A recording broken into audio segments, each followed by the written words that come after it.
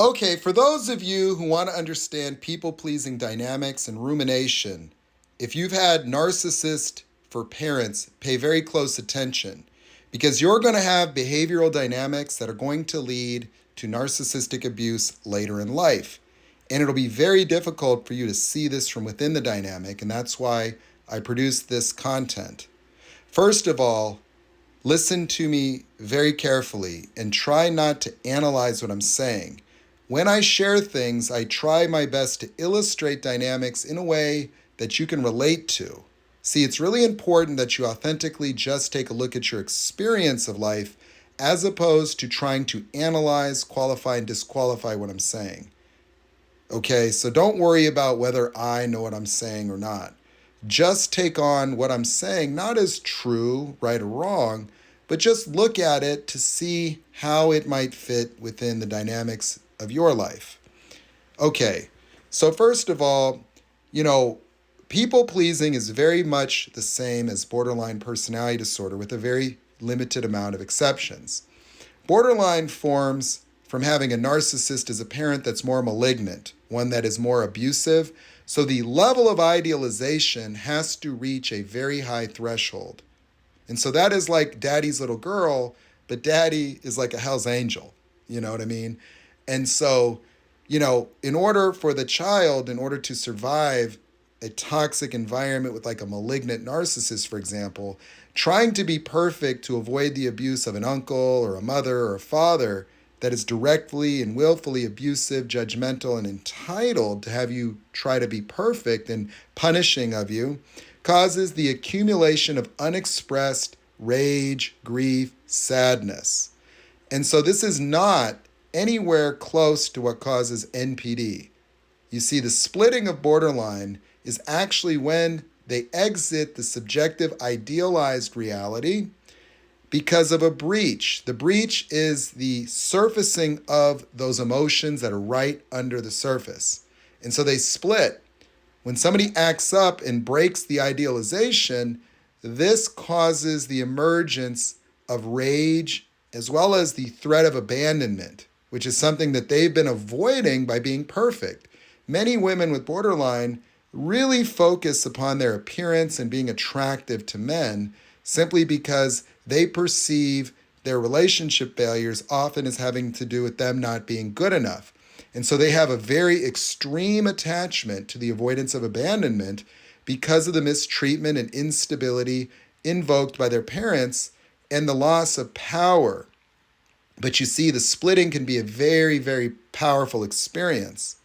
And that can create interesting dynamics with narcissists because narcissists get away with devaluing regular people pleasers. And so when we switch from the borderline and look at the people pleaser, here's the things where you can see idealization. So idealization would be I see the good in other people. So people that think they see the good in other people, people are inherently good. When you are forcibly having to look at somebody smiled today, for example, or, scouring them to tell somebody, people pleaser often tell narcissists that, no, you are a good person. Will be advocating for the person to exit some state of defeated self-victimization. And so people-pleasing types see the good in other people.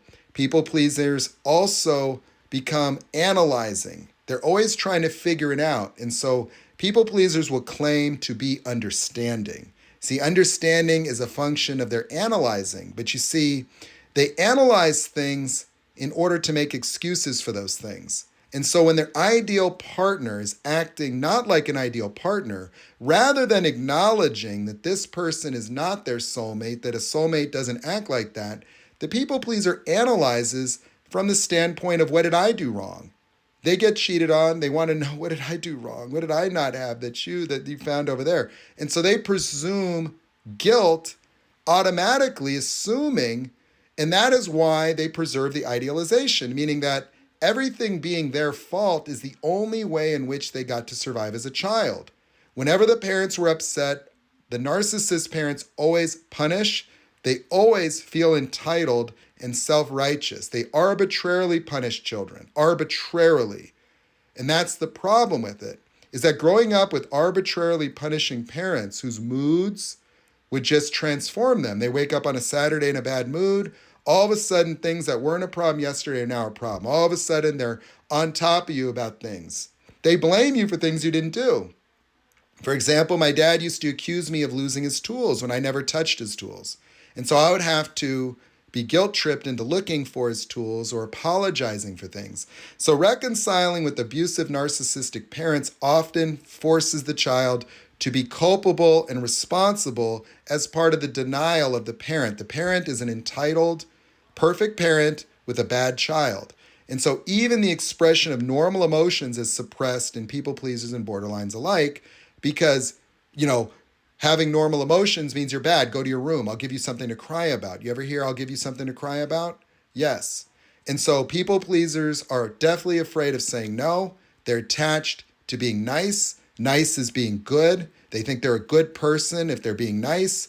They even want to tell their children to be nice. So people pleasers try to train their children to be weak people pleasers as well. You have to be nice. You have to be nice.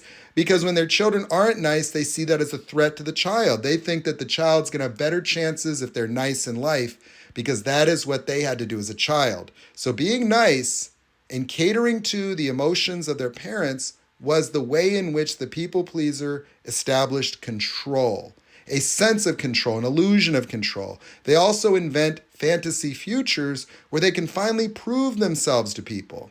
And so they want to be good enough for mom and dad because they get validation. And so the parents train you to be external validation machines and never actually experience acknowledgement. But you see, this inherent fear of disappointment and failure that people pleasers have make them incompatible with real acknowledgement. So people pleasers do not like to be given a lot of attention. They do not like to be put in positions where they could disappoint and fail. That is why they become codependent and attached to narcissists, because it's easier for a people pleaser to see the success that they could help someone else get.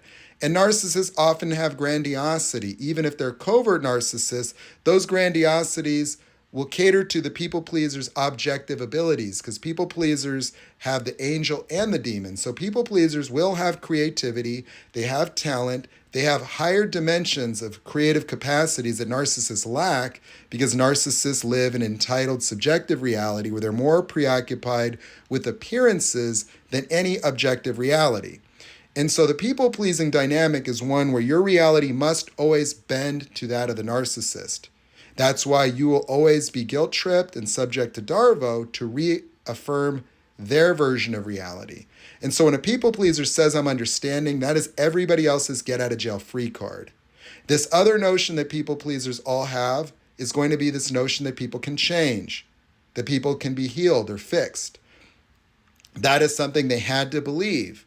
They have to believe that their people-pleasing behaviors are going to make a difference. And that's why they end up in many, many cycles of abuse. That is why people pleasers will have friends at work, other covert narcissists, that they will become the unofficial armchair therapists for all these users and parasites. And they will get devalued anytime they question the entitled victimhood of covert narcissist friends and coworkers and family members. And so the people pleaser will suffer a lot because they will get narc abused all the time, but when somebody in their family, recognizes the abuse of another, they will never actually side with the people pleaser. And so, people pleasers will never get any validation for the actions of narcissists because they will be competing now for the victimhood that you're experiencing. See, victimhood is the primary way in which covert narcissists get supply. And so they use people pleasers as sympathy machines. And so they never allow you to resolve their problems. They never want any responsibility. They just want validation for victimhood because victimhood is what prevents them from encountering the shame of self-sabotage. And so people pleasers will go through periods where they get very dismayed in reality, where they want to turn their back. And being a vigilante from the standpoint of people pleasers, when they finally build the courage to say the N-word, no. And so they'll go through these ups and downs where their realities will collapse and they'll want to go into hiding because they'll realize everybody's using them. But you see, being somebody that can never be acknowledged because it causes fear of disappointment means that they're stuck in pervasive needs of validation. So trying to fix people, idealizing people, seeing the good in people, and understanding the red flag.